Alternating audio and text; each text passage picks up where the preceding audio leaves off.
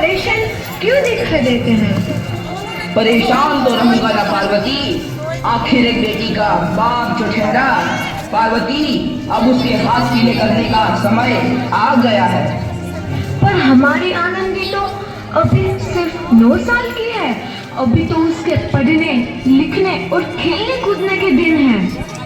देख पार्वती, लड़कियां पराया धर्म होती है और जितना जल्दी इन्हें घर से विदा कर दे उतना अच्छा है।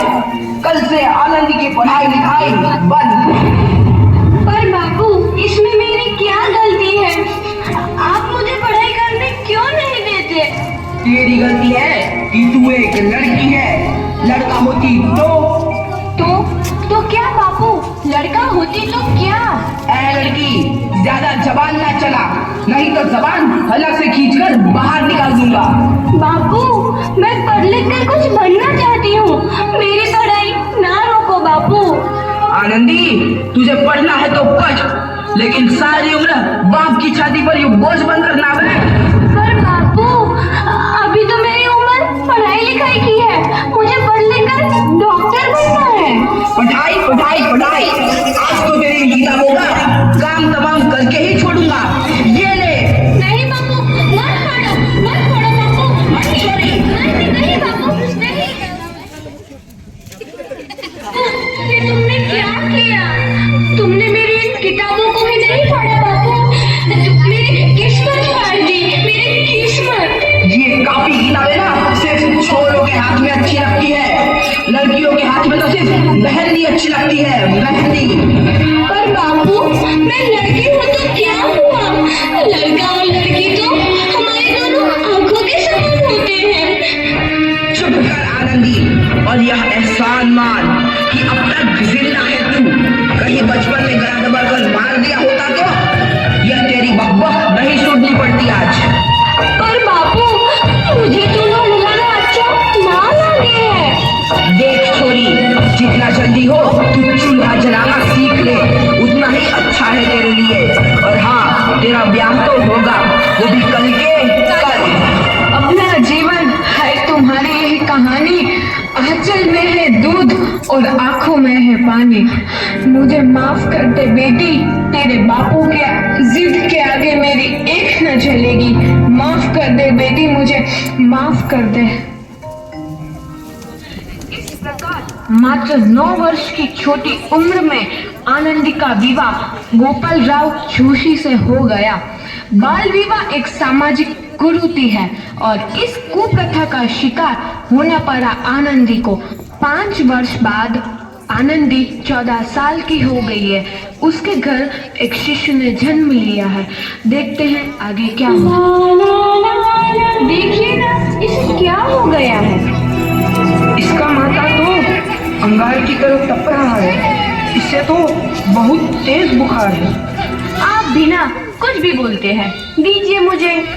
माधव, जल्दी से वैद्य जी को बुला के लाओ। जी, अभी बुला के लाता हूँ। ये तुम क्या कर रही हो आनंदी? भगवान की विभूति लगा रही हूँ। बस करो आनंदी, ये सब अंधविश्वास है। अरे आप यकीन तो कीजिए, भगवान की कृपा से इसका माथा ठंडा हो रहा है और बुखार भी उतर गया है ना बाबू? देखिए, दीजिए मुझे। उठो बाबू, आंखें खोलो, तुम्हें तुम्हारी माँ बुला रही है। आंखें खोलो, देखिए ना इसे क्या हो गया है। आंखें भी नहीं खोल रहा। आंखें खोलो बेटा। आप चुप क्यों है? आंखें खोलो बेटा, आंखें खोलो। आनंदी, हमारा बेटा कभी आंखें नहीं खोलेगा। नहीं, ऐसा नहीं हो सकता। मेरे बेटे को मुझसे कोई नहीं छीन सकता, कोई नहीं छीन सकता। पागल मत बनो आनंदी। माधव,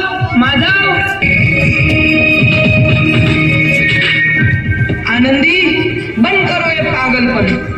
भगवान ने मेरा बच्चा छीन लिया। भगवान ने नहीं, तुम्हारी अशिक्षा और अंधविश्वास ने तुम्हारा बच्चा छीना है। अगर तुम पढ़ी लिखी होती तो आज हमारा शिशु जीवित होता। तुम अनपढ़ थी आनंदी, अनपढ़।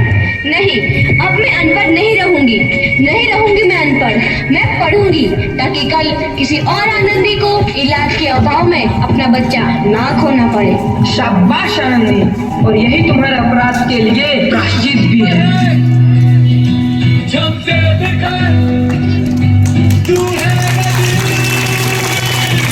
आनंदी, तुम्हारी 12वीं का परिणाम आ गया है। तुमने पूरे कॉलेज में प्रथम स्थान अर्जित किया है।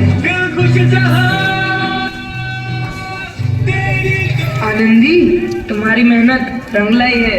तुम्हें शिक्षा वृत्ति मिली है। ये लो तुम्हारे अमेरिका जाने की टिकट। मुझे शिक्षा वृत्ति मिल गई, मैं अमेरिका जा रही हूँ।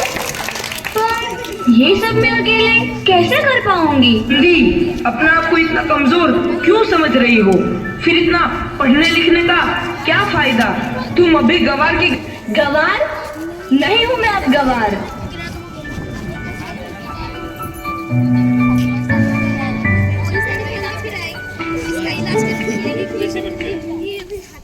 तो इस प्रकार 7 अप्रैल 1883 को आनंदी अमेरिका के पेंसिल्वेनिया के लिए रवाना हुई और 3 साल बाद उन्होंने डॉक्टर ऑफ मेडिसिन की उपाधि प्राप्त कर ली।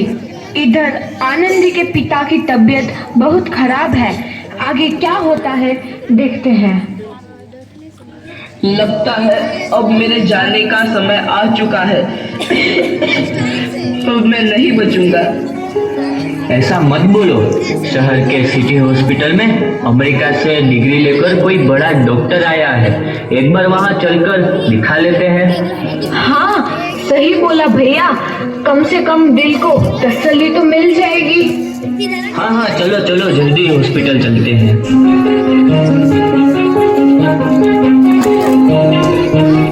इस मरीज की हालत तो बहुत ही खराब है। कोई चमत्कार ही इसे बचा सकता है। ऐसा मत बोलो भाई। डॉक्टर साहब कब तक आ जाएंगे? लो आ गई डॉक्टर मैडम। डॉक्टर मैडम, जल्दी देखिए, मरीज की हालत बहुत ही खराब है।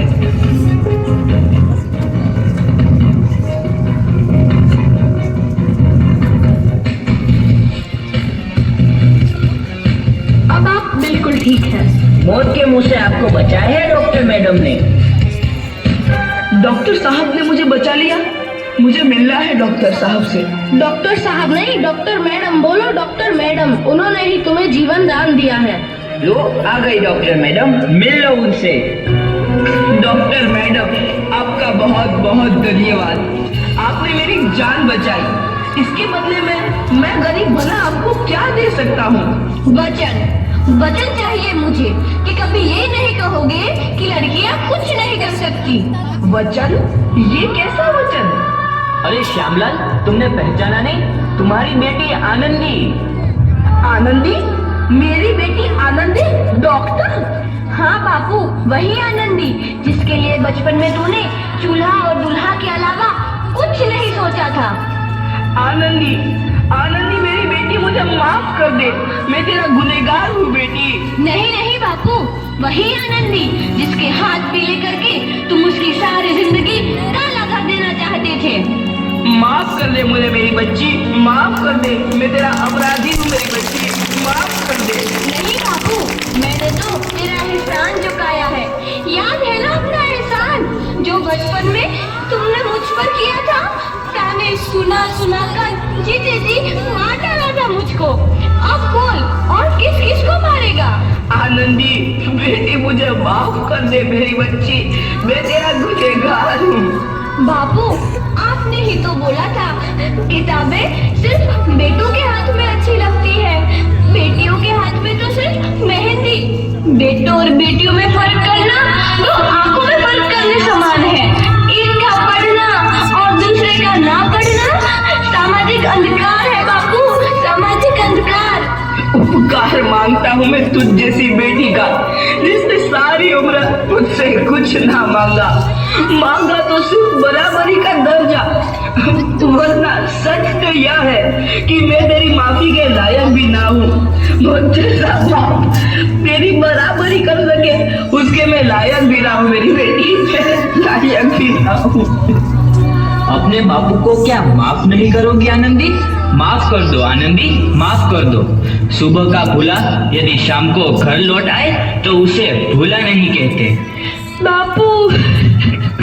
तो इस प्रकार आनंदीबाई जोशी ने अपनी मेहनत और अटूट इरादे से न केवल भारत की पहली महिला डॉक्टर बनी, बल्कि आगे चल के उन लड़कियों के लिए सुनहरा रास्ता दिखा गई जो जीवन में कुछ करना चाहती थी।